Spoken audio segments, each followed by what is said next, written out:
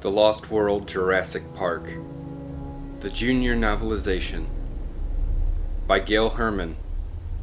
Based on the motion picture screenplay by David Kepp and the novel The Lost World by Michael Crichton.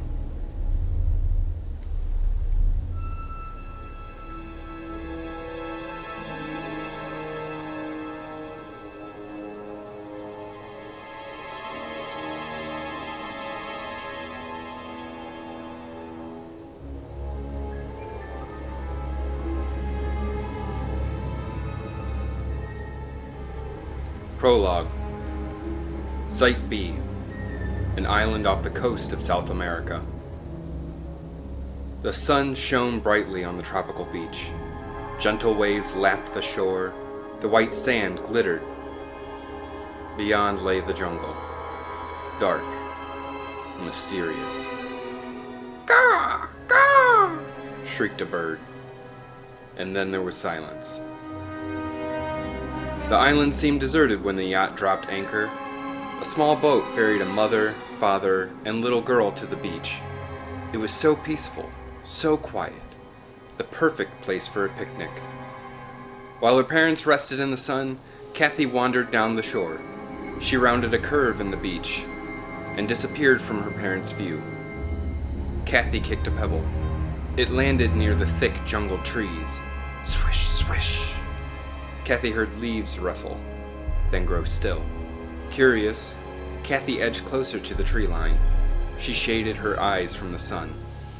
Was somebody or something in there? Swish, swish. Suddenly a small lizard-like animal scampered out of the bush. Kathy stared. She'd never seen anything like it. Brown stripes lined its dark green body. It stood on its back legs, balancing on a thick tail. It bobbed its head like a chicken. Then it took a step toward Kathy. Kathy bent closer. She looked the animal in the eye. "What are you?" she asked softly. "A little bird?" She dug into her pocket and took out a sandwich.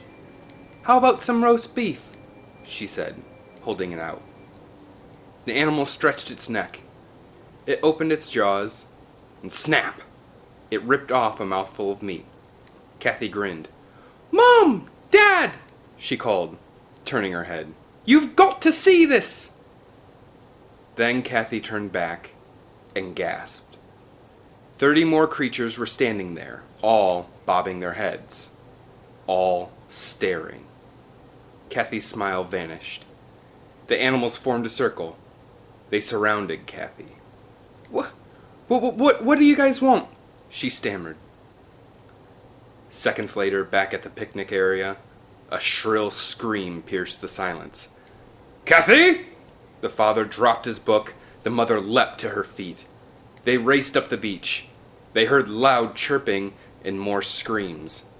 Frantic, they rounded the bend at breakneck speed. They caught sight of Kathy, of the strange little animals, and they stopped dead in their tracks.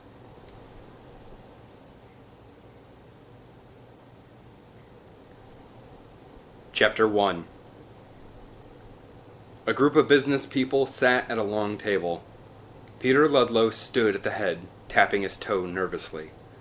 Ludlow headed the InGen Corporation, along with his uncle John Hammond. Hundreds of workers reported to him. But Ludlow answered to the people at the table.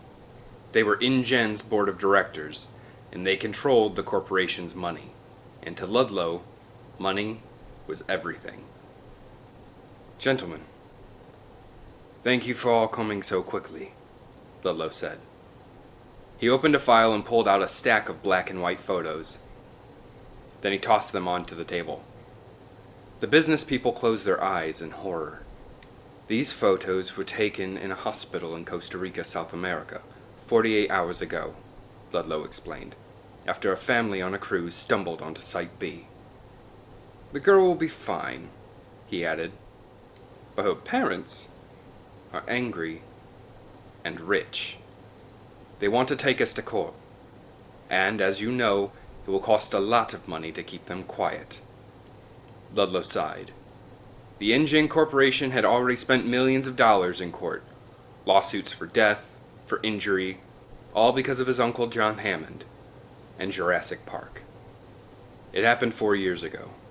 John Hammond had tried to open a park, a theme park with real live dinosaurs on an island near Costa Rica, not far from Site B. But it had turned into a catastrophe. Some people got hurt. Some people died.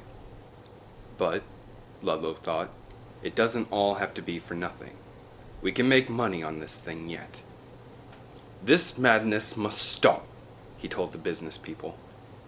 You've been watching the price of InGen stock fall for years, but all along we've had the very product that could bring us enormous profit.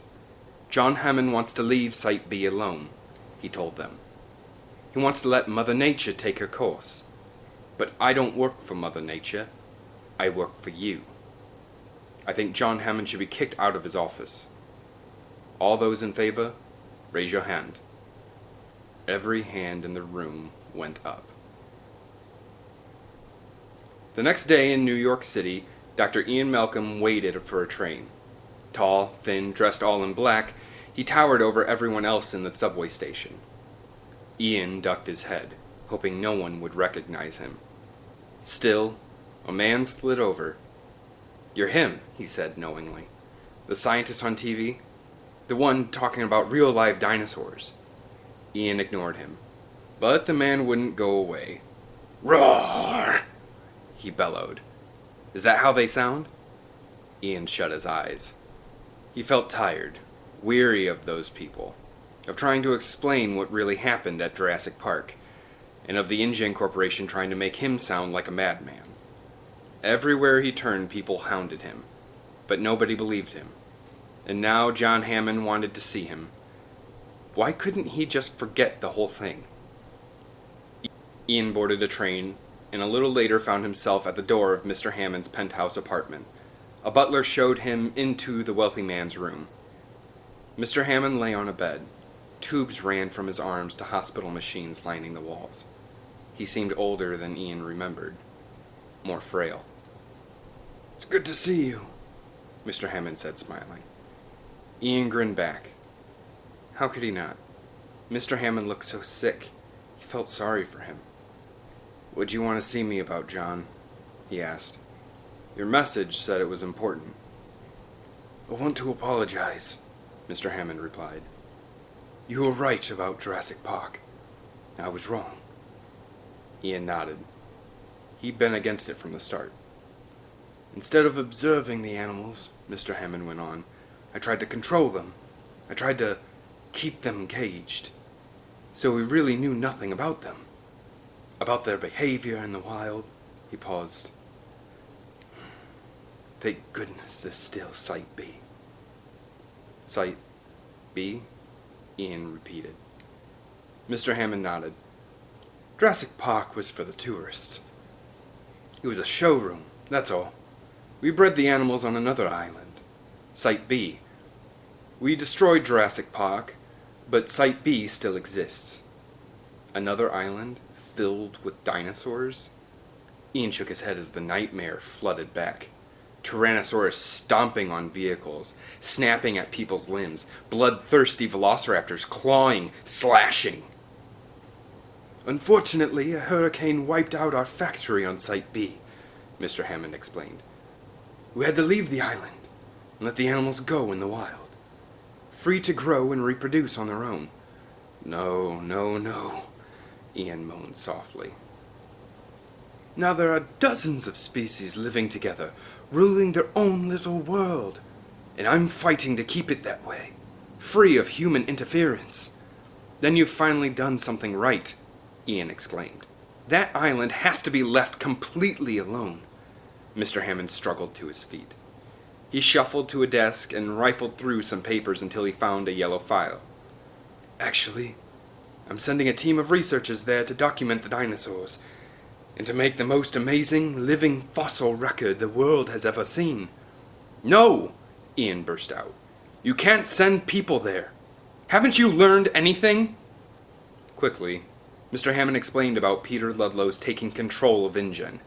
He had watched the whole board meeting from a monitor in his room, and of Ludlow's plan to take the animals away from their lost world.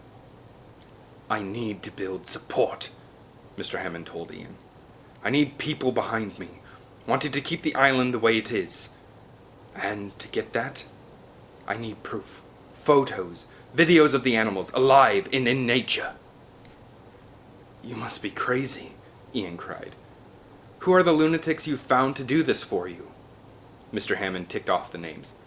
Nick Van Owen, a video expert. Eddie Carr, a field equipment specialist.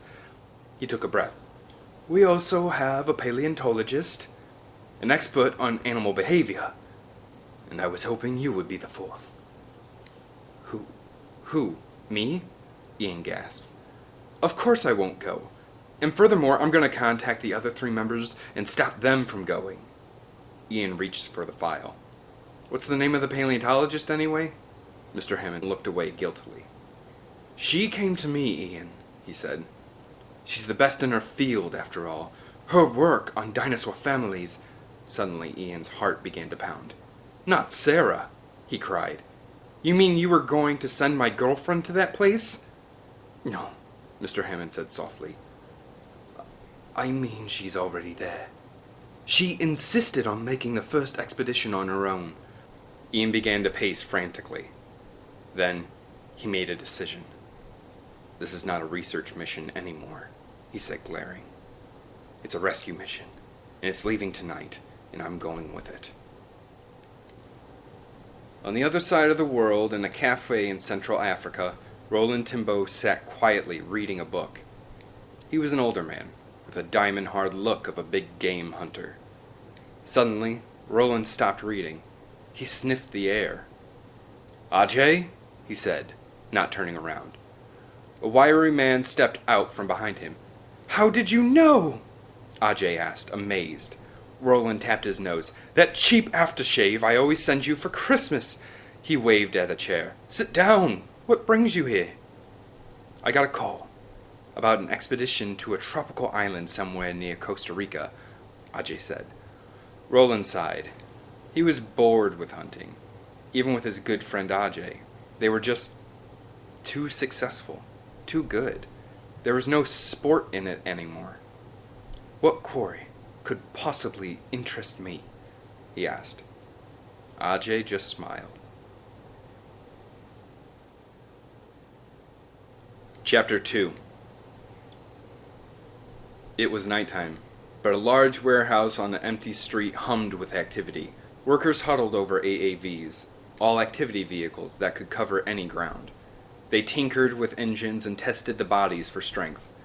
Eddie Carr watched a metal structure rise into the air. It was a high-hide, a place from which the research team could observe the animals.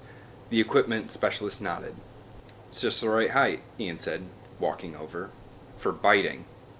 He turned off the satellite phone he was holding. He'd been trying to reach Sarah on the island. So far, no luck. What's the matter with this thing? Ian shook the phone in frustration. Eddie sighed. Who knows? Hasn't been field tested yet. Nothing has. I thought we had more time, but you know we're rushing things, Doc. Rushing things? When Sarah's life was at stake? Ian didn't think so. Not bothering to answer Eddie, he turned to Nick Van Owen. What's your background? Ian asked the good-looking young man, unloading camera equipment. Wildlife, combat, you name it, Nick told him, grinning. I also do volunteer work for the environment. But this time, he added, I'm doing it purely for the money. Mr. Hammond's paying me a lot to go on this wild goose chase. Nick spoke lightly, like he didn't believe there'd really be any dinosaurs, or any danger. Ian was about to tell him all about it, the dinosaurs, the risk, when a voice stopped him. Hi, Dad! 12-year-old Kelly Malcolm looked around the warehouse curiously. She had dark skin like her mom, an African American, and Ian's questioning eyes. Now Kelly's eyes were turned to Ian. She knew why he'd asked her to come. He was going away. Again. And he wanted to say goodbye. Ever since her mom and Ian split, Kelly had been traveling between the two. Sometimes she felt like an extra piece of luggage. No use beating around the bush, she thought, as Ian led her away from the others so they could talk in private. Do I have to stay with the babysitter again, Dad? She blurted. Can I stay with Sarah while you're gone? Sarah is... Ian paused, uncertain what to say. You're staying with the babysitter, he told her. Besides, it's only for a few days. Then why not let me come with you? Kelly asked hopefully. I could be your research assistant, like I was in Austin. This is nothing like Austin, Ian said, frowning. Kelly shook her head. You like to have kids. You just don't like to be with them. She sighed. Ian's face turned red. Hey, I'm not the one who split for Paris, so don't take it out on me, he blurted. But as soon as it was out of his mouth, he wished he could take it back. He knew the words about her mother hurt Kelly as much as they hurt him. Dr. Malcolm, Eddie shouted across the warehouse. Ready! Ian bent down close to his daughter. I'm sorry, Kelly. Don't listen to me. No, I have to go, and I have to go alone. He kissed her on the cheek. I love you. Kelly watched as Ian walked off toward Eddie and Nick. She knew that was her cue to leave. Then she noticed two long trailers. They were connected by an accordion passageway, kind of like a slinky. Like two subway cars hooked together. Dad will be traveling in these, Kelly thought. She walked around and peered in through the windows. Computers and lab equipment lined the walls, along with a large map of the Pacific Ocean. A group of islands was circled with heavy black ink. Kelly glanced around to make sure no one was looking. Then, she opened the trailer door and slipped inside. The next morning at dawn, Ian stood at the railing of an ocean barge. The ship rocked back and forth, crammed with equipment and supplies. Mist sprayed Ian's face. Waves pounded the barge. Eddie leaned over the railing, looking green. Couldn't we have just taken a helicopter? He moaned. No, Ian answered. Helicopters would disturb the animals too much. If Sarah's in trouble, I don't want to cause a stampede. Just then, sheer cliffs broke through the fog and mist. The island, Site B, was up ahead. Sarah was there, somewhere. She has to be okay, Ian told himself. She has to. Nick stepped close to Ian. For the first time, he looked concerned. The captain says he will drop us off on shore, but then he's heading back out. He wants to anchor a few miles offshore. We can call him by radio. He doesn't want to hang around. He's heard too many stories. Stories? Ian repeated. About fishermen, Nick explained. Fishermen who came too close to the island and never returned.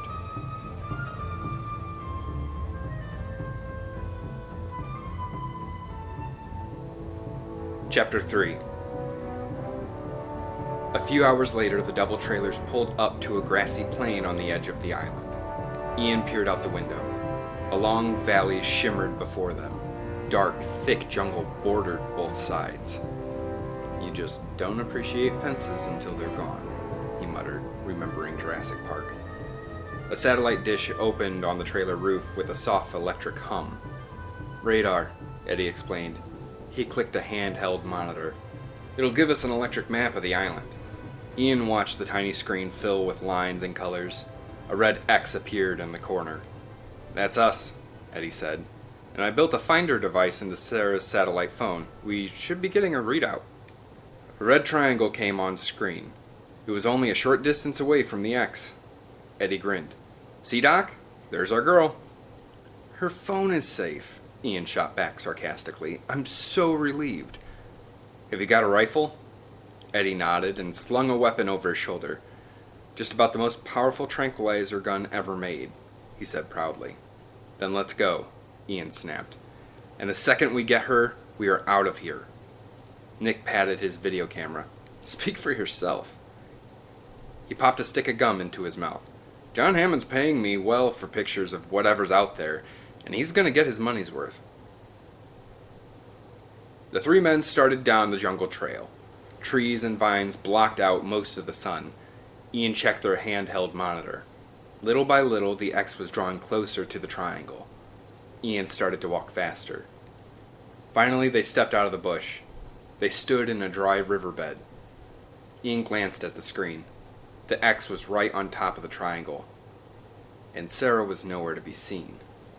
Ian's eyes swept over the sand and dirt and trees. "Sarah should be here," he cried. "Over there." Nick pointed to a battered backpack on the ground. He picked it up. "Oh no," Eddie exclaimed. The pack was beaten up and smeared with dirt. Ian tore it open and pulled out Sarah's satellite phone. "She must be nearby," Nick said, picking the backpack up and slinging it over his shoulder. "We'll split up. We'll cover more ground." "Absolutely not," said Ian. "Predators look for strays that have split off from their group." "But," Nick began to protest. Then suddenly he wheeled around. Did those trees just move? Sway? No, he decided. It was nothing. Maybe the wind. "I'll take the far edge," he continued. "Eddie, you..."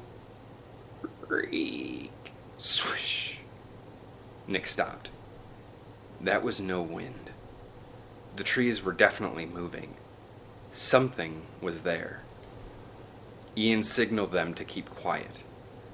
Eddie readied his gun. Nick turned on his video camera. Then something large and greenish-gray brushed past the trees right beside them. The three men jumped. "What is it?" Ian whispered. "Something big," Eddie hissed back. "How big?" "Big enough to worry about." Above the trees they saw a row of plates glide by, some kind of bony armor. Nick gasped as he peered through the bush. It was a stegosaurus. The mighty dinosaur whipped its spiky tail back and forth as it crashed through the jungle. A second stegosaur about half the size of the first lumbered behind it, a juvenile. And behind the two came the biggest stegosaur of all. It was a stegosaur family. Eddie couldn't help it. He burst into laughter as the animals plodded past. In a flash, Ian clapped his hand over Eddie's mouth. Then he lifted a thick blanket of leaves. There, in the large clearing, stood an entire herd of stegosaurs. All ages, all sizes. Quickly, Nick set up his equipment. Ian scanned the clearing. Still no sign of Sarah. But wait. He saw a figure crouched behind some rocks. Yes. It was Sarah, dressed in field gear, scribbling furiously on a notepad. She turned to watch the stegosaur family, caught sight of the research team, and waved. "She's gutsy," Nick whispered. "She's nuts," Ian hissed. Grinning, Sarah hurried over. "Ian," she said breathlessly, "I'm so happy you're here." Then she turned back to the animals. "Can you believe this? A family group. Babies staying with their parents. I've seen nests, eggs." Ian grabbed her arm, interrupting. "Are you all right? Were you attacked?" "What do you mean?" Sarah said. Ian held up the backpack. "Oh, that's how it always looks," she told him. "It's my lucky pack." She spotted one of Nick's cameras. "Hey, you don't mind if I borrow this, do you? I dropped mine in the water yesterday." She took the camera and scrambled back into the clearing. She crept along beside the baby stegosaur, snapping shot after shot. Nick grinned at Ian. "Should we rescue her now?" he joked. "Or after lunch?" Just then, the roll of film ended and the camera suddenly rewound. Startled, the stegosaurs jumped. The biggest one swung toward Sarah. Its plates bristled like a cat's fur standing on end. Silently, Sarah began to move away. "Sarah!" Ian shouted. The dinosaur spun instantly toward him.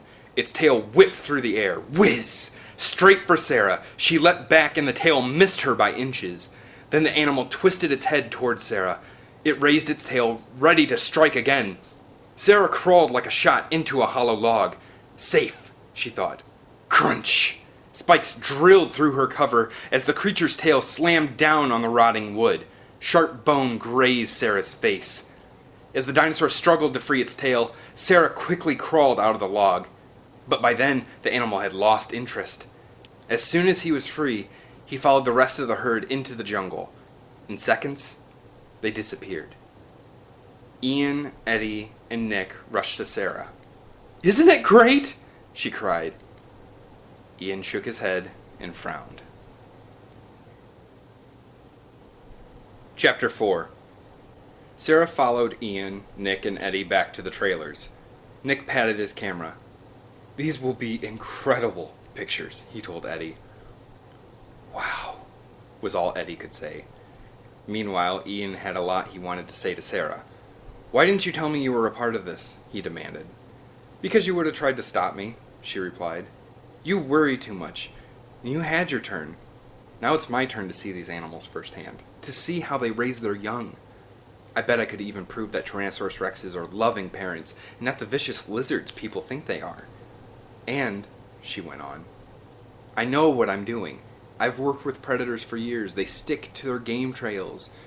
If we just stay on the outer rim of the island and off the trails, the meat eaters will never bother us. We'll be fine.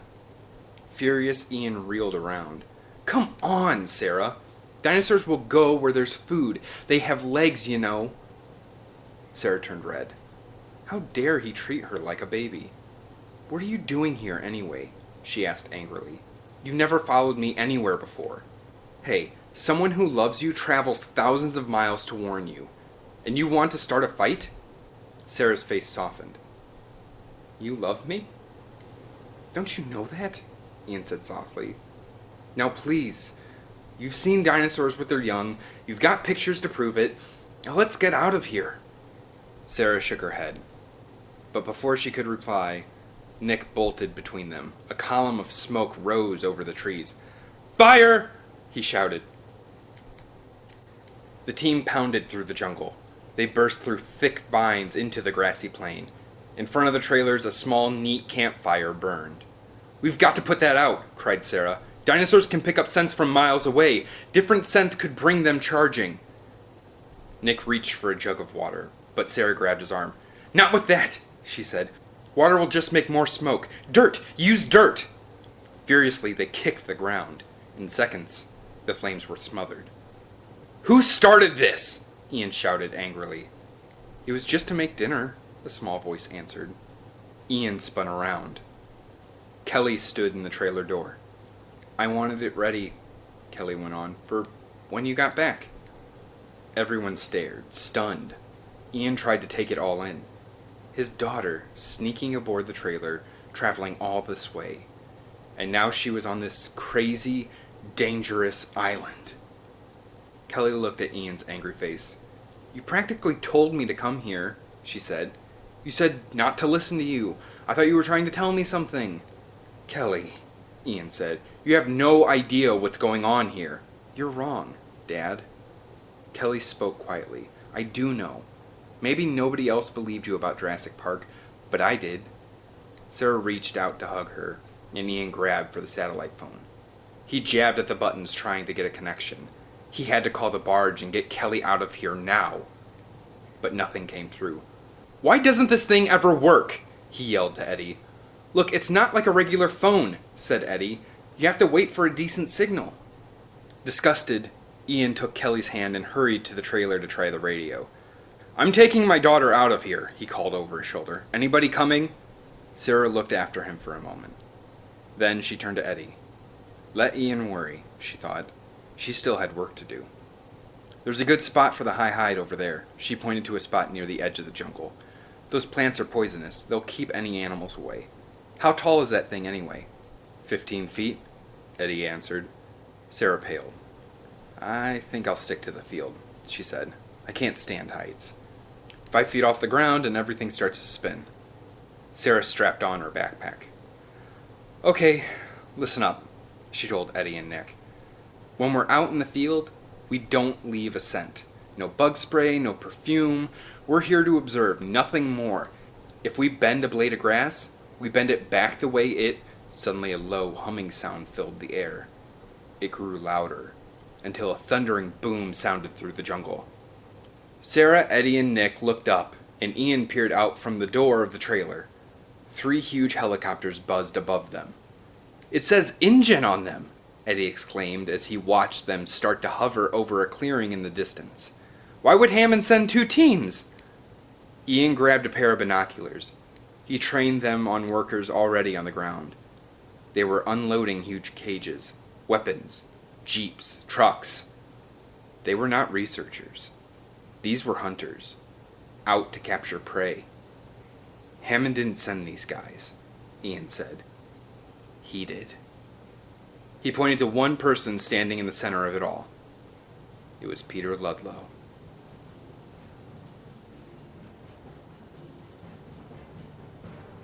Chapter 5. The sun dipped below the trees as dusk fell over the jungle. A herd of peaceful dinosaurs grazed on a plain.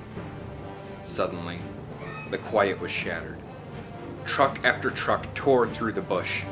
Engines roared, hunters shouted. One truck broke into the clearing, then another, and another.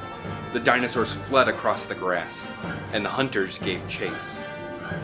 As the herding trucks began their roundup, another heavier vehicle rode onto the scene. "We'll set up base camp here," Ludlow called into a walkie-talkie. "Over."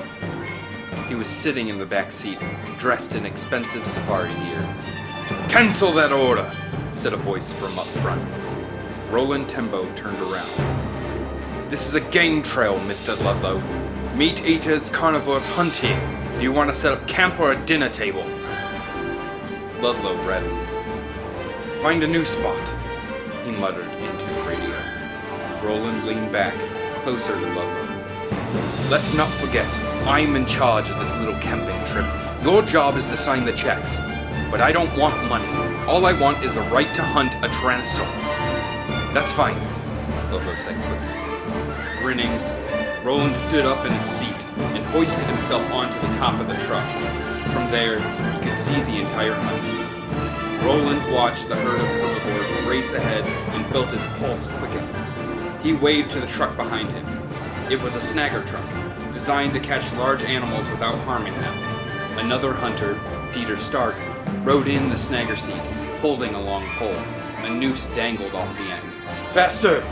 Stark shouted at Carter, the driver. "Cycle," Roland spoke into the walkie-talkie. "Break a stray from the hood. Snagger, stay ready. It will be the..." Roland stopped. He tried to remember the dinosaur's name. The fat head with the bald spot. As the herd twisted and turned, a motorcycle zoomed along one side, cutting off their escape. From the dense jungle on the left, two enormous heads rose up in alarm. Apatosaurs. Startled, they lumbered onto the field. But the herd of pachycephalosaurs never broke stride. Instead, they raced through the apatosaur's tree-trunk-sized legs. The motorcycle skidded, darting this way and that to keep up. Then the biker cut off one small pachycephalosaur, a juvenile, and the truck stopped. A hunter balanced on the back, next to a device that looked like giant padded scissors. The hunter aimed his rifle. A tranquilizer dart whooshed through the air. It hit the pachysaur on the neck. Then Dieter Stark lowered his noose. He reeled the dinosaur into the truck like a fish on a line. The giant scissor arms closed, holding the pachysaur in place, and the truck rolled forward to drop the squirming dinosaur into a waiting cage. "Amazing," whispered Dr. Robert Burke, one of Ludlow's paleontologists. "A real Pachycephalosaurus!" Dieter Stark grinned. "Next!" he shouted. Up on a ridge, a short distance away, Ian and the others watched the hunters. "They must not know," Sarah muttered. Ian turned to her. "Know what?" "They think they're in herbivore, plant-eater territory. But they're on a game trail." She paused a moment. "And that's no man's land." An hour later, the hunters took a break. Stark gulped from a canteen. Water dripped down his chin, forming a puddle at his feet. A small, strange creature hopped forward. Striped and bird-like, it was the same dinosaur who'd come up to the little girl on the beach. It lapped at the water. "A Compsognathus!" exclaimed Burke, who was standing with the hunters. "Is it dangerous?" Stark asked. I don't think so," Burke replied. "Compies are thought to be scavengers, feeding on dead or wounded animals. And since it's never seen a human, it has no reason to fear us." Stark pulled out a long steel rod. He touched it to the animal, and a blue electrical spark shot out. The shock sent the animal tumbling head over heels into the bushes. "Now it does," said Stark, chuckling. A few yards away, Roland crouched next to an enormous footprint. He stared at the deep, three-toed print. It could only belong to one creature. A Tyrannosaurus Rex. Ajay hurried over to study the trail. He pointed to a path in the jungle. Roland nodded, reaching for his gun. "Hey, where do you think you're going?" called Ludlow, pulling up in his jeep. "To collect my fee," said Roland. The hunters took off through the bush, gliding silently. They stepped over roots and around trees. Ajay froze at a small clearing. Ahead, a group of caves was carved into a cliff. Roland and Ajay edged closer to the first cave. A dirt ridge protected the entrance.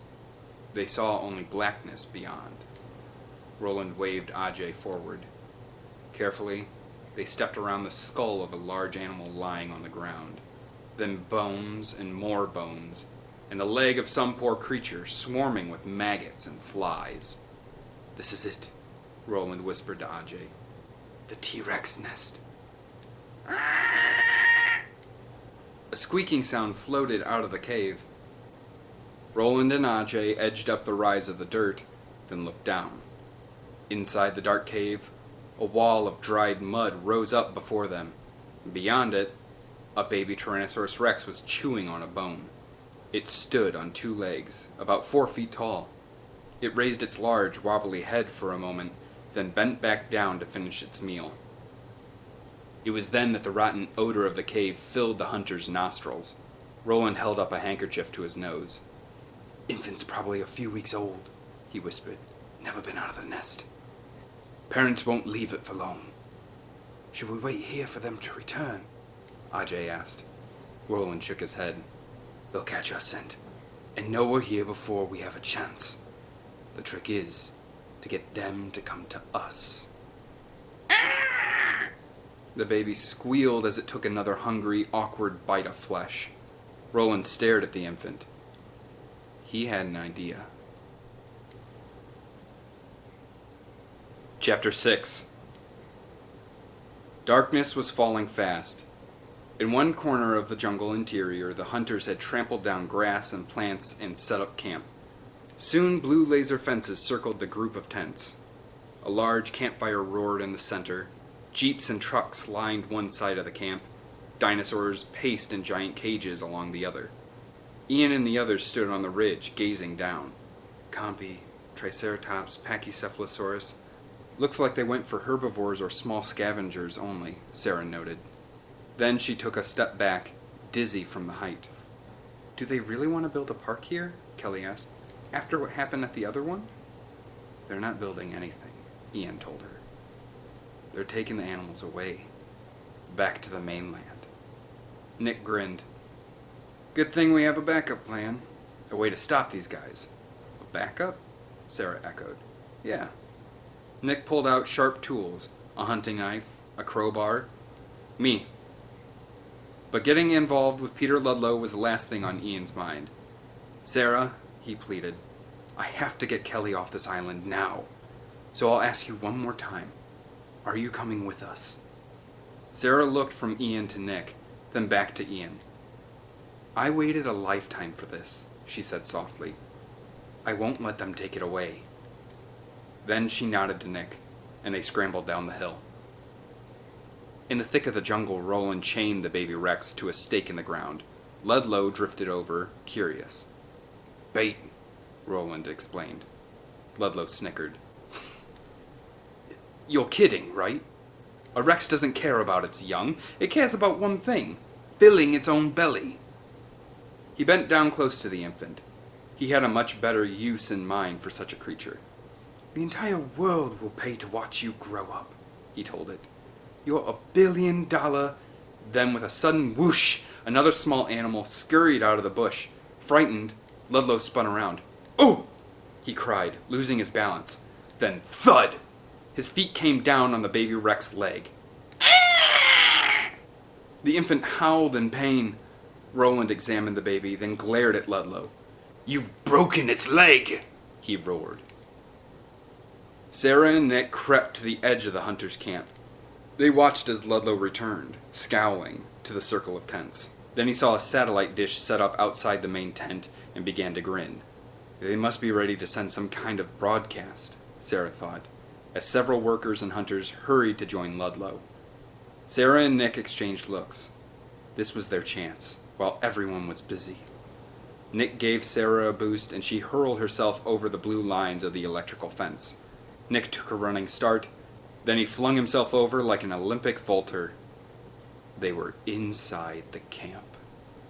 Slowly, quietly, they made their way to the row of trucks. Nick drew out his bolt cutter. Then he ducked underneath the first one. Snip, snip. He cut the fuel line. Gas poured onto the dirt. Keeping watch, Sarah signaled him to go on.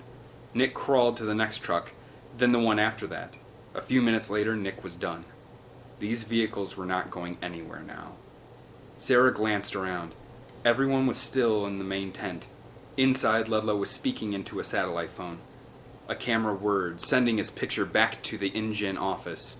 A screen showed the InGen business people sitting at a table. Perfect, thought Sarah. She and Nick made their way across the camp to the row of cages. They stopped in front of a huge, restless Triceratops, just as Ludlow was beginning his speech. InGen is looking for more investors, Ludlow said, for our new waterfront theme park in San Diego, California. The complex is nearly finished. Ludlow pointed to a copy in a cage a few feet away. And soon, we will be ready too. Smiling, Ludlow moved to a miniature model of the park. Little toy dinosaurs stood chained in tiny cages. Gentlemen, Ludlow continued, our animals are fully grown and fully... Suddenly a low rumbling echoed through the tent. Thud! Thud! The toy dinosaurs began to shake. Ludlow turned around. What could it be? Then, all at once, the Triceratops burst into the tent, horns ripping through the canvas walls. It tossed its head angrily from side to side. Bang! Boom! Lights and equipment fell to the ground, knocked over by its immense bony frill. The hunters cried out in surprise and terror as the Triceratops bellowed. Confused, it stomped across the floor. The crowd scattered as the tent toppled over and the trike dragged it through the camp. It cried, stomping through the campfire. The fabric of the tent sizzled, then caught fire. The panicked Triceratops lashed out in all directions, slicing through tent after tent, plowing through supplies, setting everything ablaze. The fire reached a stream of gasoline running from one of the truck's broken fuel lines, and the flame shot up the ribbon of gas until, boom! The truck exploded. Finally, it knocked over the laser fence controls. The glowing, humming fences disappeared. Meanwhile, out in the jungle, waiting for his prey to take the bait, Roland heard the commotion. He left the baby T-Rex and raced back to camp. Black smoke filled the air. Dinosaurs roamed the grounds. The place was in ruins. Ludlow staggered up to him. What's going on? Roland demanded.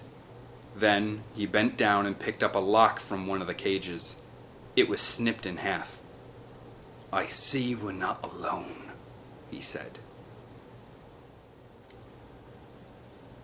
Chapter 7.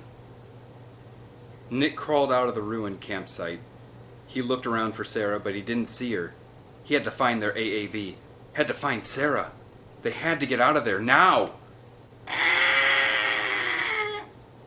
Suddenly, Nick skidded to a stop. There, right in front of him, was the baby Rex, still chained to the stake, still crying in pain. Nick could see the infant's leg hanging at an unnatural angle. He shook his head in disgust. What had those hunters done now? With one strong tug, he pulled the stake out of the ground. 10 minutes later, Sarah raced into the clearing where they'd left their AAV. Nick! She exclaimed. Thank goodness you're here! She reached for the car door. Wait! Nick cried, but it was too late. The door swung open. The baby lunged out and snapped at Sarah's nose. Sarah slammed the door. Are you out of your mind? She shouted. It's hurt. Nick ushered her into the front seat. Quick, get in before the hunters hear. Back inside their research trailer, Ian was still trying to work the radio. He hit switch after switch. The radio squawked. Then salsa music piped through. Ian sighed. Another music station. Still no ship. In the jungle a short distance away, Eddie was setting up the high hide. Ian thought it looked like a playground jungle gym, like a caged metal platform on stilts. The whole thing's a waste of time, Ian thought. They had to get out of this place now. We've got to find the right frequency, Ian told Kelly. The right number on the dial to radio the boat. Kelly flipped through a nearby book. Ian ran his fingers down columns of numbers. Here, he said, stopping at a listing. Swiftly, he turned the dial. Noise, static, music. Almost there, he muttered. Almost. Just then, Nick and Sarah flung open the door. Ian stared at the screeching infant as they carried it in. No lectures, Ian, Sarah begged. She opened a drawer full of medical supplies and pulled out a small syringe. Wow, said Kelly. Hold it tight, Nick, Sarah ordered. Quickly, she injected the baby dinosaur with tranquilizer. Then she held a small X-ray transmitter up to its leg. Its skeleton flashed on a monitor. It's a fracture, she pointed to a black line in the bone. Sarah, Ian said angrily, this is trouble. But the baby can't walk, Sarah announced. A broken leg means death for it. A predator could find it and pick it off in minutes. She tossed aside medical equipment, searching for something to make a cast out of. Blood from the dinosaur wound dripped down her shirt. The infant's screams grew louder and louder. Kelly backed away, feeling more and more nervous. All this talk of predators and death, the screaming baby, it was too much. Other animals are going to hear this, aren't they? She said shakily. I want to get out of here. It's okay, honey, Ian told her. I'm calling the boat. We'll be out of here in no time. I mean, out of this trailer, said Kelly. Her voice rose in panic. Now! Ian drew in a breath. He had to do something quickly. The high hide.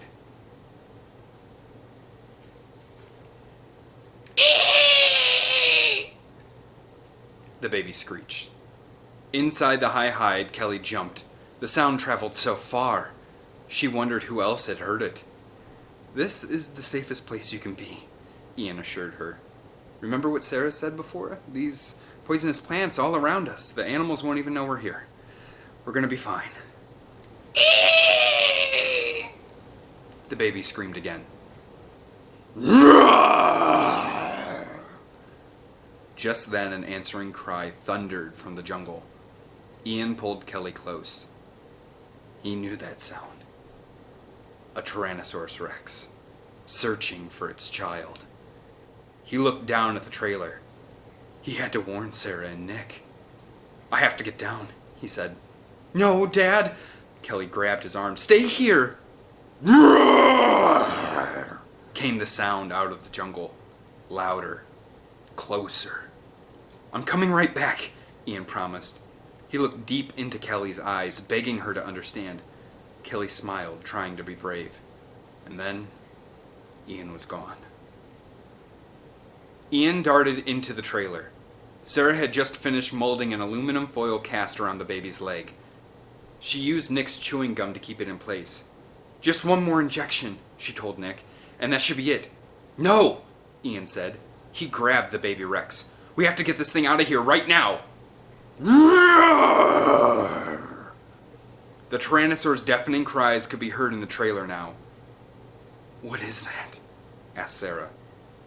Mommy's very angry, Ian replied. The baby cried out as if in response. Thud. Thud. Suddenly, the whole trailer began to shake and rattle. Equipment crashed to the floor. The Rex was right outside. Its head swung down and peered through the window. Ian, Sarah, and Nick froze. The Rex cooed to its baby. The sound seemed to calm the infant.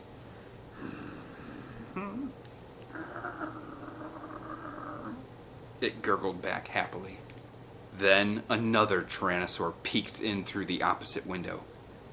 Make that Mommy and Daddy, Ian muttered. They've come for their baby, Sarah exclaimed. Well, let's not disappoint them, Ian said quickly. Hurriedly, they carried the baby to the door. The animals followed them from window to window, watching. Ian reached the door handle and the door creaked open. The baby squirmed free and toddled excitedly to its parents. Ian quickly closed the door. They heard sniffing and cooing. Then thud, thud, thud. The noise grew softer as the dinosaurs moved off into the jungle. Nick turned to Ian and Sarah, his face pale. "All right," he said. "Now do we stay, or do we go?" "Go," they all said at once. Ian reached for the radio microphone. He would make contact with the waiting ship this time. "Thud! Thud!" "Ian," Sarah whispered. The Tyrannosaurs were back. Chapter 8. Boom! One dinosaur smashed into the trailer, rocking it back and forth. The other dinosaur waited a moment, then it charged too. "Hang on to something!" Nick shouted. The three people hurled themselves at the refrigerator, the table, the counter, anything that was bolted down. Boom! The trailer pitched on its side. Boom! Another hit. It turned upside down. Ian, Sarah, and Nick dropped to the ceiling. Pots, pans, and supplies rained down on their heads. The dinosaurs charged again, butting the trailers with their massive heads. Ian felt the trailers slide through the mud. He crawled to a window. "No," he moaned. "They're pushing us over the cliff!" And the Rexes kept pushing. Ian, Nick, and Sarah scrambled forward toward the other end of the trailer, the one farthest from the edge. But they couldn't keep their balance. Ian fell near Sarah's backpack. He saw the satellite phone sticking out. The phone! They'd need that! Frantic, Ian lunged. "Oh!" he cried as the trailer plunged over the cliff. It banged against rock, held in place by the connected trailer. The accordion passageway twisted and stretched. Ian dropped the phone as he tumbled down. Oof! He grabbed a table leg to stop his fall.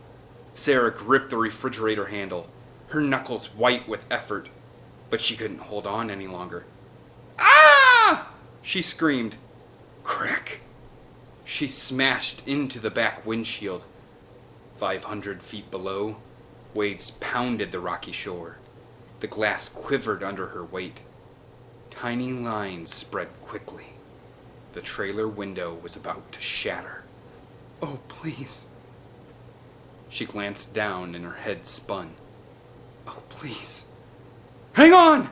Ian called. He began to crawl closer. "Nick!" he shouted. "Get that phone!" Nick squinted from his perch on the counter. The phone was balanced on a table leg not far away. Nick stretched out his hand, reaching. One finger touched the phone. 2 fingers. Then suddenly the trailer shuddered. The phone toppled down, smashing into the window next to Sarah. The glass splintered into a dozen pieces, and the phone plunged into the sea. Ah! Sarah fell through open space. Ian lunged for her. Just in time, he grabbed her hand. Sarah held it tight, dangling in midair. Nick peered through the front windshield. He saw the dinosaurs nod to each other as if satisfied with the damage. Then he watched them lumber away. Creak.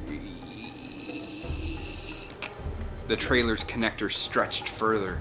The hanging trailer jerked. Any moment now, Nick knew they'd be goners. "Climb!" he yelled. "Fast!" Grunting, Sarah pulled herself back into the trailer. Outside, Eddie drove toward the cliffside at breakneck speed. He'd seen the dinosaurs from the high hide, but he could only guess what was happening. "Hang on," he pleaded. "Hang on!" He skidded into the clearing and caught his breath. The first trailer was about to go over. He jumped out of the AAV. In a flash, he tied a long rope around a tree. Then he crept through the first trailer, clutching the rope. "Catch!" he shouted to Nick, tossing it down. "Now," Eddie told himself, "I have to secure the trailers."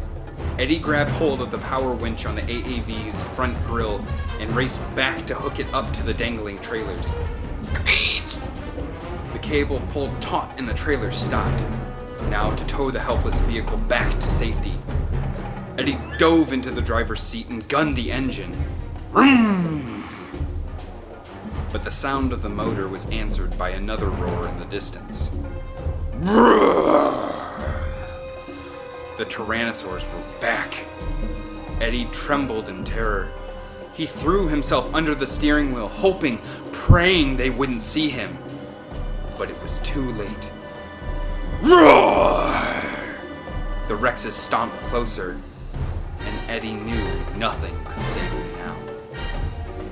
In the trailer, Ian, Sarah, and Nick clung to the rope Eddie had thrown them. They heard their friend's screams, louder and louder. Then they faded away. The trailer dipped lower. It's over, Ian thought. The end. For Eddie and for us. The trailers dropped and plummeted down, falling all around Ian, Nick, and Sarah. But the three held tightly to the rope. Windows flashed by, and then the passageway. And suddenly, Ian, Nick, and Sarah popped out through the broken front windshield. For a moment, they dangled, nothing but air between them and the rocks below. Then, hand over hand, bit by bit, they pulled themselves up the rope. The climb seemed endless. But just when they thought they'd never make it, a hand reached down. Then another and another. The three were pulled to safety by Roland and the other hunters. Chapter 9. The two groups stared at one another. One was there to preserve nature, the other was there to change it.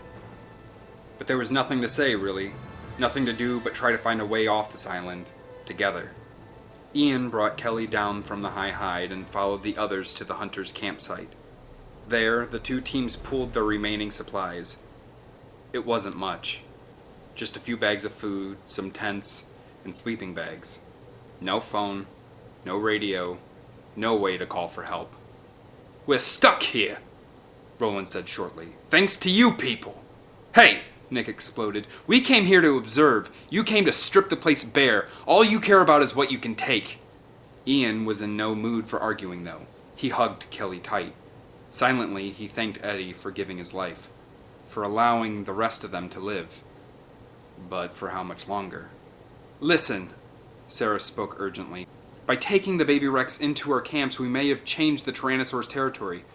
"Yes," Dr. Burke agreed. He nodded with a knowing air. "That must be why they destroyed the trailers. They feel it's their territory to defend. That means we have to move right now," Sarah told the others. "Move where?" asked Nick. "Our boat, their airlift? They're both waiting for orders we can't send." Ludlow checked a map. "There's a communications center in the old worker village. It runs on natural power, heat and sun, so it should work.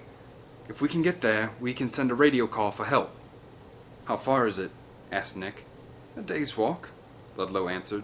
"But that's not the problem." Roland turned to him. "What is?"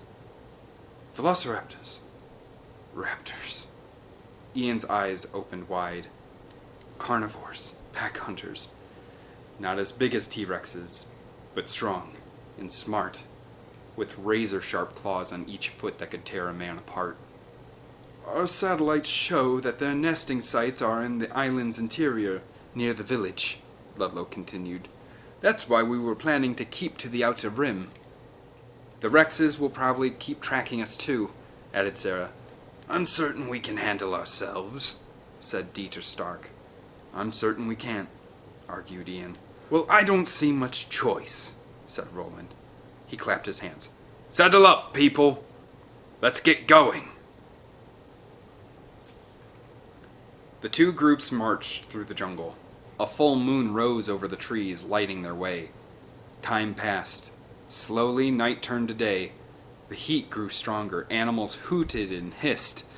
And still they marched, over roots and vines, pushing aside branches and leaves. Roland gazed around at the group, staggering, exhausted. 5-minute break, he called. Everyone dropped to the ground. Roland leaned his gun against a tree, and he went to talk to Ludlow. Nick eyed the abandoned gun. A gun designed to kill animals already extinct. A gleam came into his eye. Meanwhile, Dieter Stark pulled out a wad of toilet paper. "Wait here for me," he told Carter. Then he slipped off the trail, into the jungle. He didn't notice Carter's headphones blaring music in his ears. He didn't realize Carter hadn't heard him. Stark poked and prodded his way through the bush. Suddenly he froze. An animal scurried close. Stark recognized it. It was a compy, just like the one he had zapped before. Smiling, Stark pulled out his electrical rod. "Don't you know it's not polite to sneak up on people?" he said. He touched the rod to the compy's back and zzz! The animal jerked as a blue bolt of electricity danced over its body. Then, whimpering, it limped away. Stark slid the rod back into the loop of his belt and pushed through the leaves, trying to get back to the others. "Hey, Carter!" he called. "Carter!" But there was no answer. Only more scurrying sounds. Louder. Closer. Stark began to run, but he tripped over a root and landed flat on his face. When he looked up, he saw the dinosaur he'd wounded, and 40 other compies charging right at him. Together, they attacked. Chapter 10. The break was over. The two teams struggled to their feet. Roland looked around. Stark was nowhere to be seen. Roland ordered the others on, but he stayed behind, scouting the area. Less than 15 minutes later, the marchers arrived at a high ridge.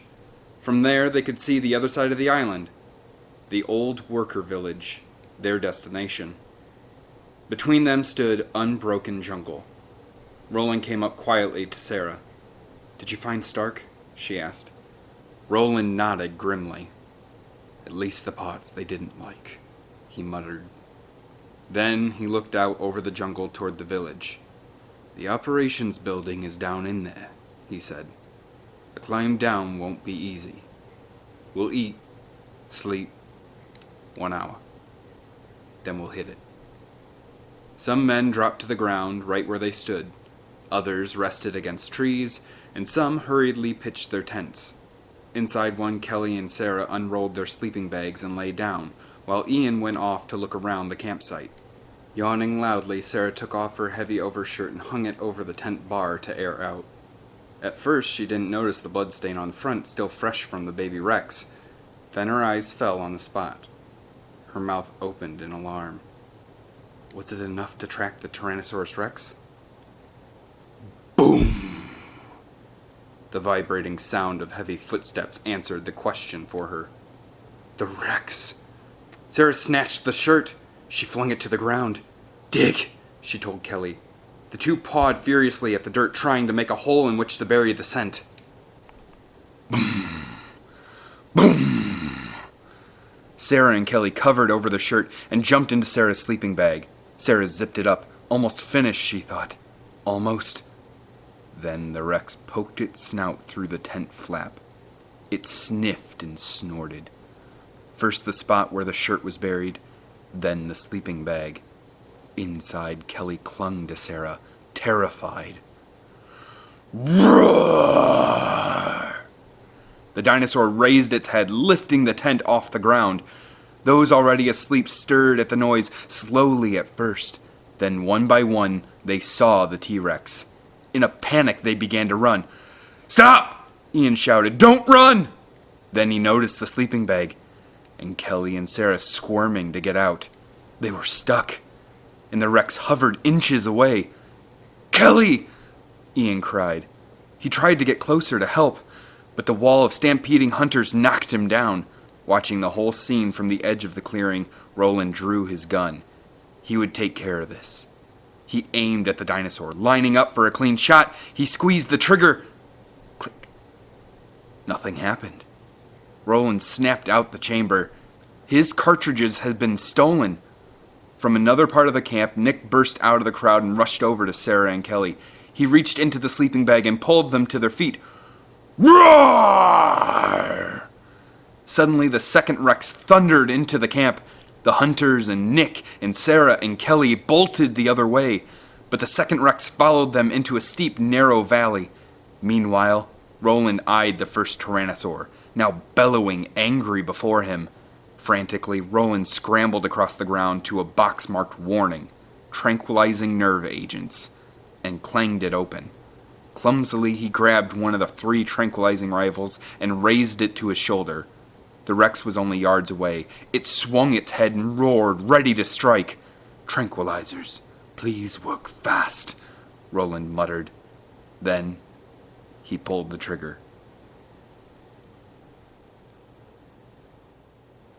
Chapter 11. The running crowd snaked through the jungle ravine. The Tyrannosaur charged behind. "Kelly!" Ian called down from the rocks above. "Get out of there! You'll be trapped!" But the gulch was too steep, and Kelly was in the middle of a fleeing pack running with Nick and Sarah. There was nothing she could do. She had to keep running. The dinosaur drew closer.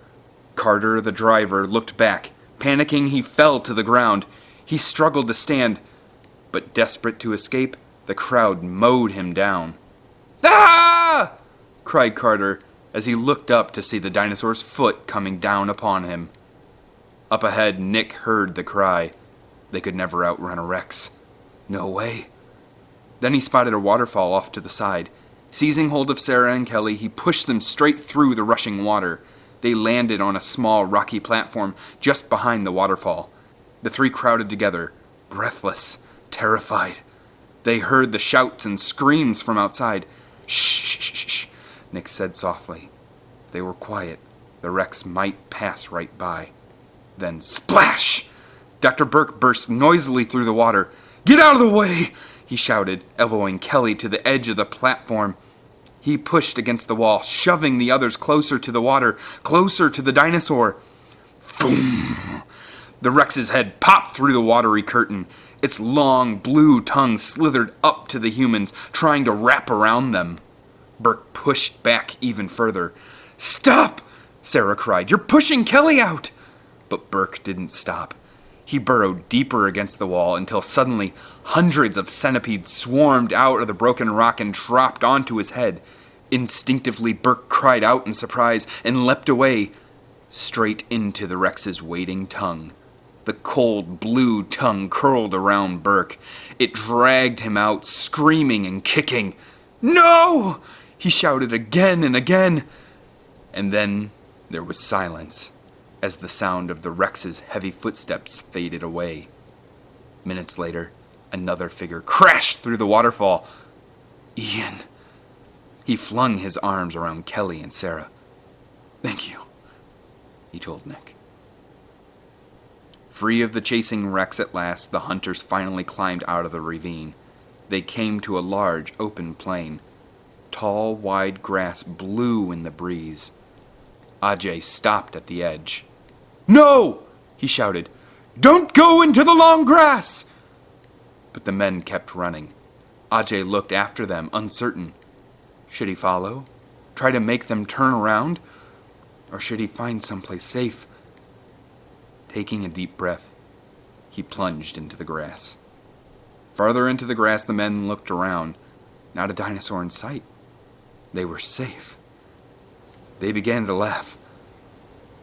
Then they saw the grass ripple, sway. Something was moving towards them, quickly, quietly. Suddenly one hunter was yanked to the ground.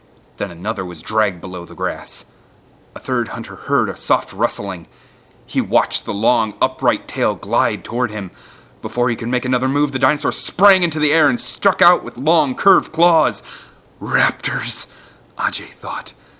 Then he saw 4 torpedo tails heading straight for him, and he closed his eyes and waited. A few moments later, Ian, Kelly, Sarah, and Nick raced out of the same ravine and onto the grassy plain. Suddenly, Ian heard a familiar snarl. "Raptors!" he cried. "Go!" He shouted to the others, "Go! As fast as you can!" He grabbed Kelly's hand and they took off. A raptor leapt after them, snapping at their heels. Faster and faster, they plunged headlong through the grass. Then, the next thing they knew, the ground disappeared beneath them. They tumbled down a steep hillside. Thorns and roots tore at their clothes. Twigs scratched their faces. And finally, they landed at the bottom. Kelly clutched Ian's arm as they staggered to their feet. A stretch of sand spread out before them like nothing they had ever seen before. Skulls, tails, bits of bones littered the ground. Sarah gasped. "It's a dinosaur graveyard." Then Ian pointed to a stand of buildings in the distance. The worker village. Nick knelt in a runner's crouch. "Every second counts," he said. "I'll run up ahead to the communications center and send the radio call." He sprinted for the village. Minutes later, he was running past abandoned stores and houses and into a small square building. Nick scanned the room. Dust, dirt, and vines covered furniture and equipment. Then he spied the radio, built into one wall. He darted over, flipping switches quickly. Nothing happened. Nick sucked in a breath, desperate for the radio to work. Finally, it began to glow green, red, and yellow. It was at that same moment that Peter Ludlow crawled out of the muddy puddle in which he had been hiding. He tossed aside a tattered tent canvas and wiped his face. He looked around at the demolished campsite, the ripped tents, the trampled supplies. Then Ludlow saw something else. One of the adult T-Rexes, flat on the ground, out cold. Ludlow crept closer. A tranquilizer dart stuck out of its neck, and Ludlow grinned.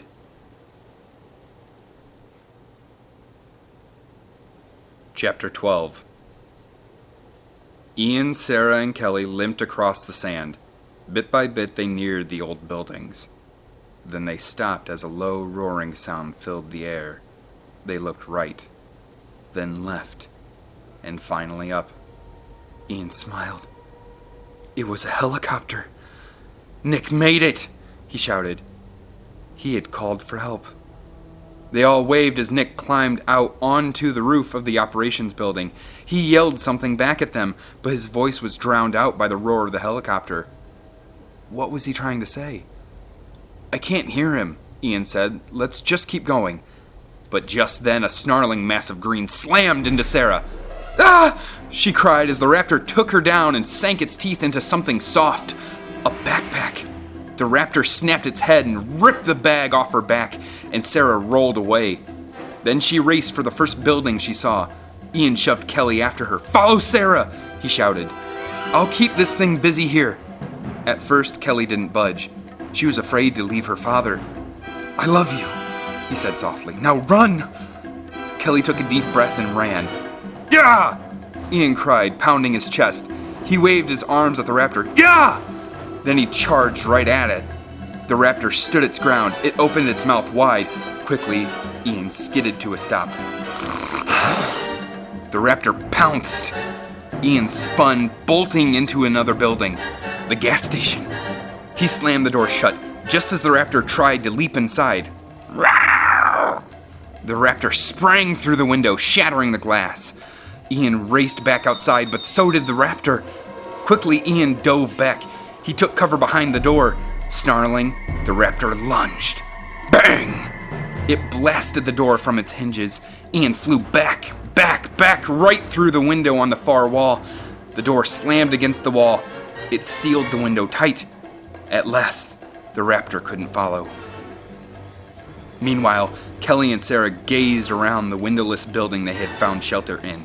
It was really more like a shed, 3 stories high, filled with ladders and narrow metal walkways. Hammers and tools lined the walls. Scratch! Scratch! Kelly jumped closer to Sarah. Hiss! Another raptor.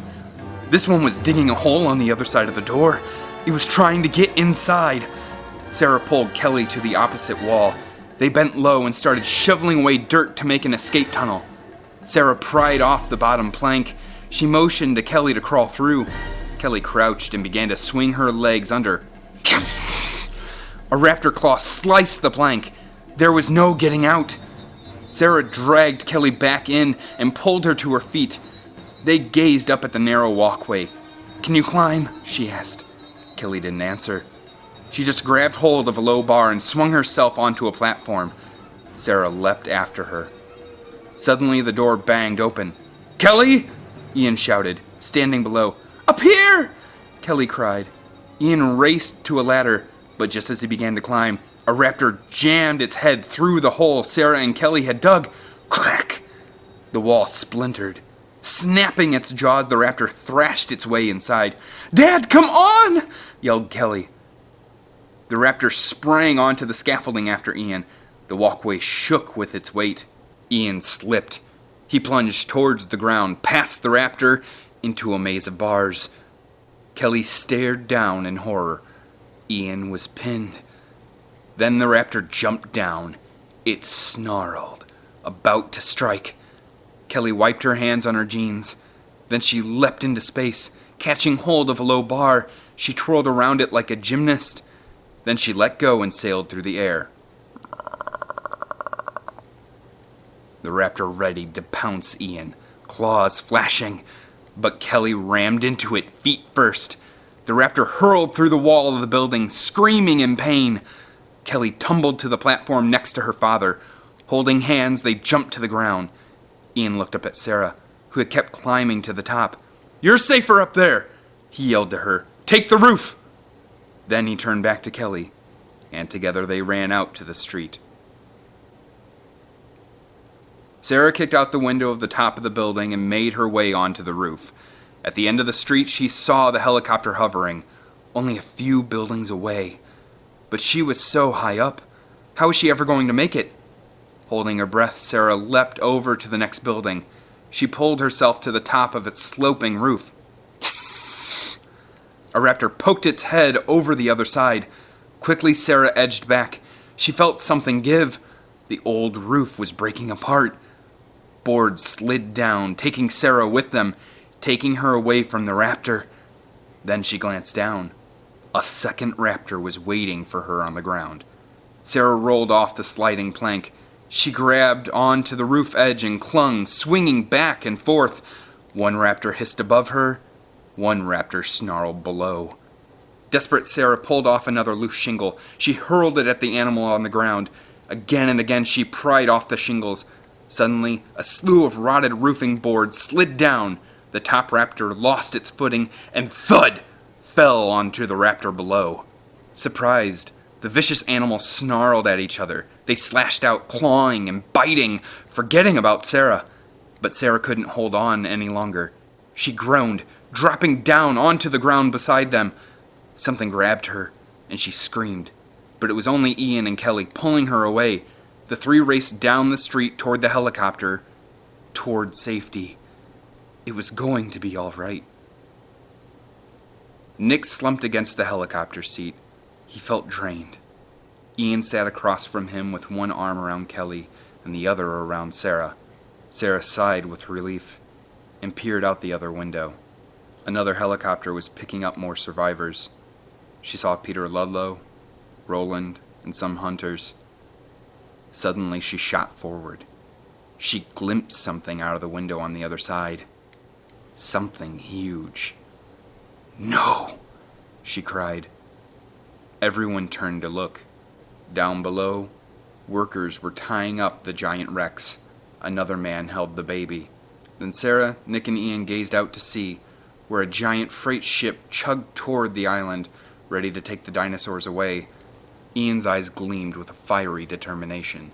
"Now I'm mad."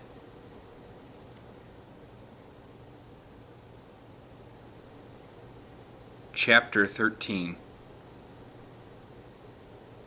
It was nighttime in San Diego. Peter Ludlow stood on the dock of a waterfront park. A large crowd of business people gathered around him, the InGen board of directors. Ludlow was speaking about the park he would open in a matter of days. Ian and Sarah stepped up to the edge of the crowd. They'd come to see what Ludlow had done. Suddenly, the harbor master pushed through the crowd.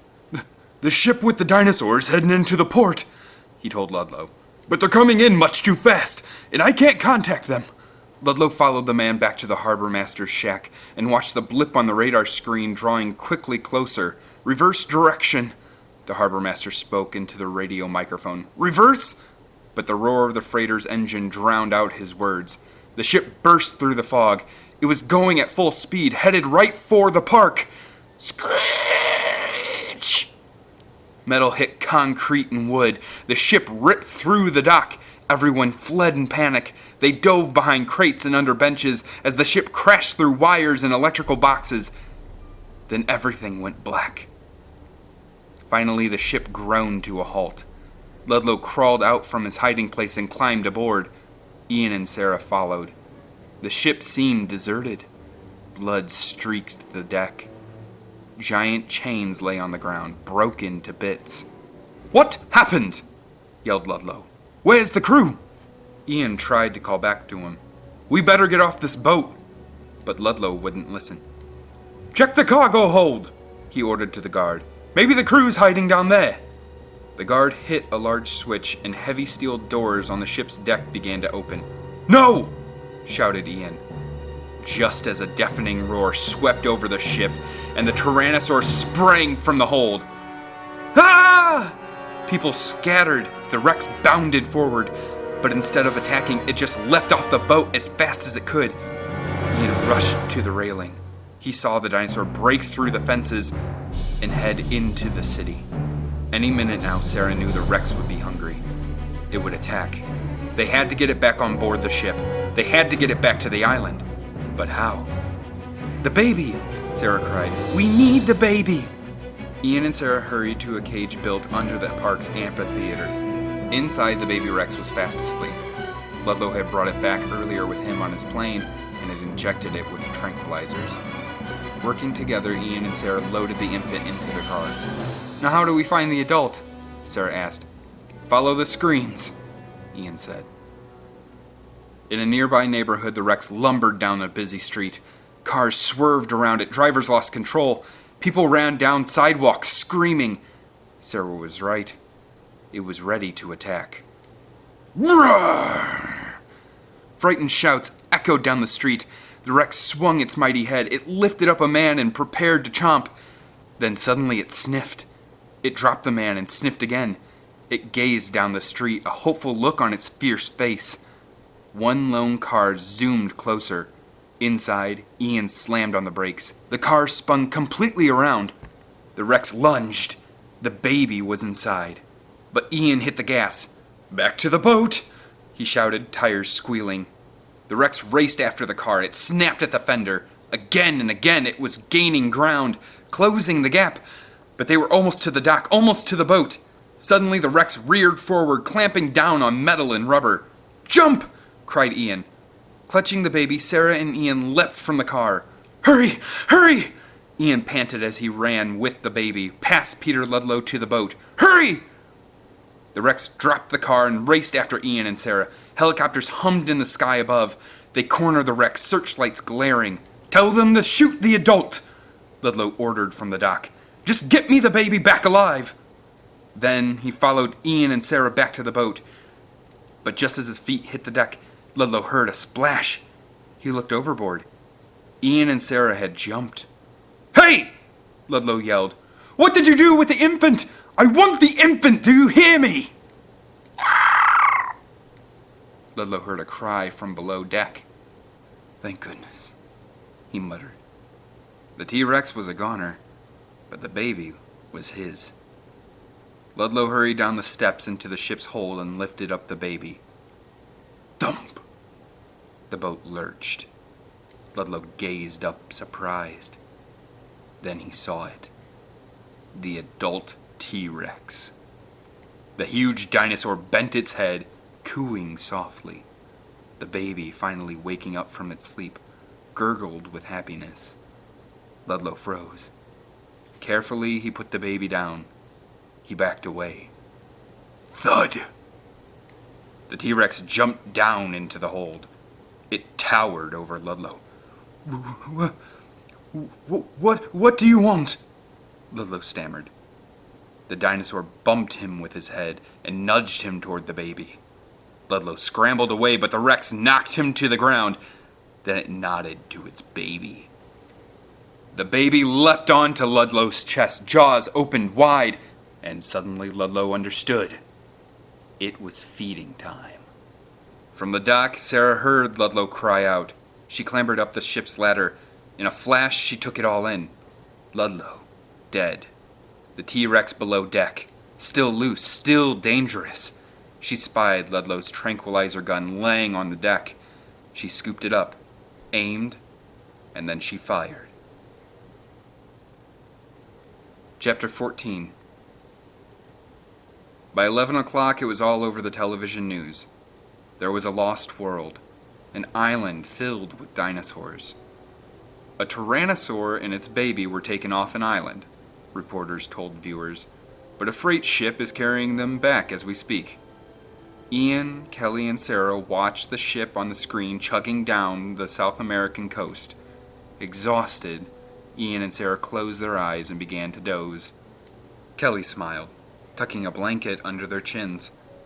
Everything was okay. The dinosaurs were heading home. People believed in dinosaurs now, and they also believed in her father. These creatures need our absence, John Hammond was saying on TV. He looked younger, stronger. We need to step aside and trust in nature, and life will find a way. Kelly pictured the island. Stegosaurs grazing, compies jumping, rexes roaring, and she smiled once more. They would never be seen by humans again. Maybe.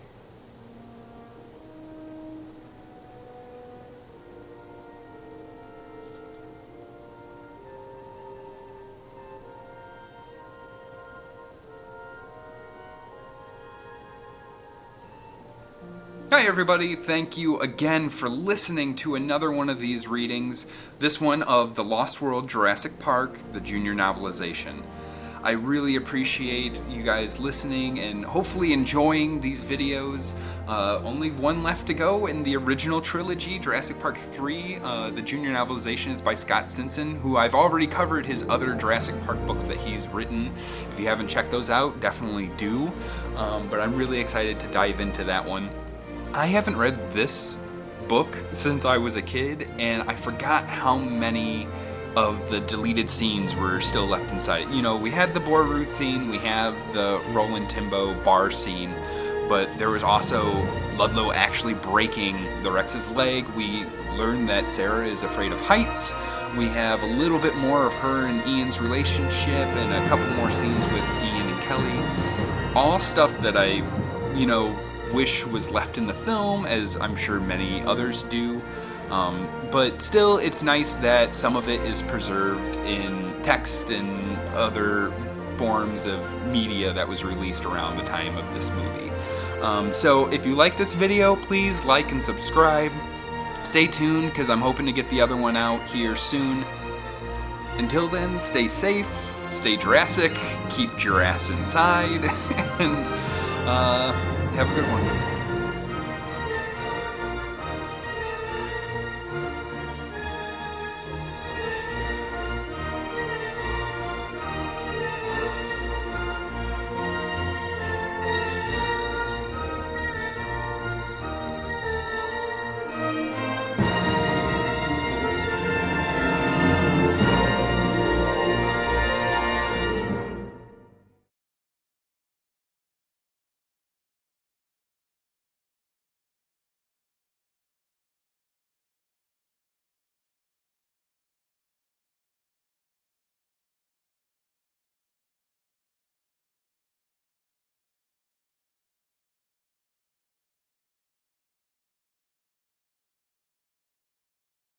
Smiling, Stark pulled out his electrical rod. I guess if that's what you want to call